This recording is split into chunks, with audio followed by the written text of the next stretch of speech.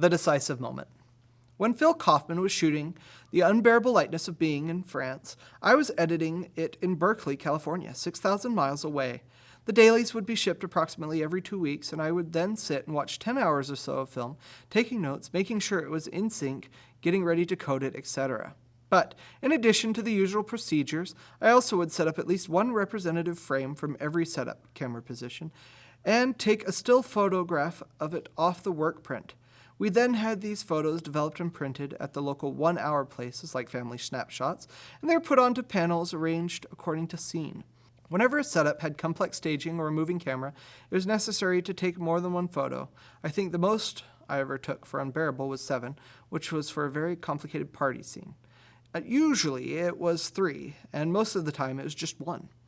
We had to use a special reproducing negatives to make these pictures, since an ordinary snapshot of negatives produced too much contrast. The speed of the film is low, about ASA 2 or something, so the time exposure has to be quite long, but it worked out well. These photos were actually pretty close approximation of the real color balance and contrast ratio of the film. The photographs were a great help in later discussions with the director about what was the shot and how it was shot. They resolve those kind of discussions very quickly. They also provide a record of some details beyond the ability of even the best continuity person. The particulars of an actor's hairline, or little peculiarity of costume, the way the collar flips up or down, or how rosy somebody's complexion was, or whether their hat left a mark on their forehead when they took it off. Those kinds of things. They're also a great resource for the publicity department or anyone else coming to see the film at a later date. You can instantly see and cross-reference characters in all kinds of different emotional states, as well as the photography, the costumes, and the scenery. Also, just because of the way they were displayed, the pictures tended to collide against each other in interesting ways. On Unbearable, we had perhaps 16 panels of photos, 100 photos to a panel, and each panel was laid out like a page of a book. You read the photos from left to right, and then down a row, left to right again, etc., just like reading text. When you got to the bottom of one panel, you went up to the top of the next, and read across the first line, etc. So the juncture between those panels was an interesting thing to look at, because it juxtaposed frames that were never meant to go together, and yet they were right next to each other. And sometimes you got sparks out of that. It would cause you to think about things, editorial leaps that otherwise you might never have thought about without this system.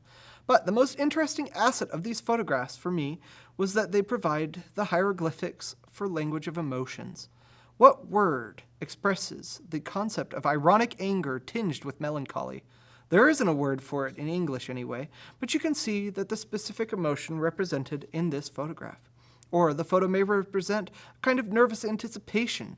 The character is scared and lustful at the same time, yet she is confused because that lust is for another woman, and that woman is sleeping with her husband. So, what does that mean? Whatever it means, it is there in her expression, and in the angle of her head and her hair, and her neck, and the tension of her muscles, and the set of her mouth, and what is in her eyes. And if you can simply point to an expression on an actor's face, you have a way around some of the difficulties of language in dealing with the subtleties of nameless emotions. You, as the director, can say, that's what I want. The sequence we were working on should have more of that, you know. I want it to embody the nameless but familiar emotion I see in that photograph. The editor's job now is to choose the right images and make those images follow one another in the right rate to express something like what is captured in the photograph. In choosing a representative frame, what you're looking for is an image that distills the essence of 1,000 frames that make up the shot in question. What Cartier-Bresson is referring to, still photography called the decisive moment. So I think more often than not, the image that I chose wound up in the film, and also more often than not, quite close to the cut point. When you look at dailies, there's a pitfall similar to the one that you may fall into during casting sessions. For the actor who's walking through the door, this casting session is the one and only time that he is going to present him or herself to you. This is a tremendously important moment for him, but for you, this may be the 60th person you've seen that day. Inevitably, there's a kind of mental glaze that may form after a while that stops you thinking as sharply as you should. Well, dailies are like that too. Each shot is auditioning for your approval. Take 5. How about me? I can do this.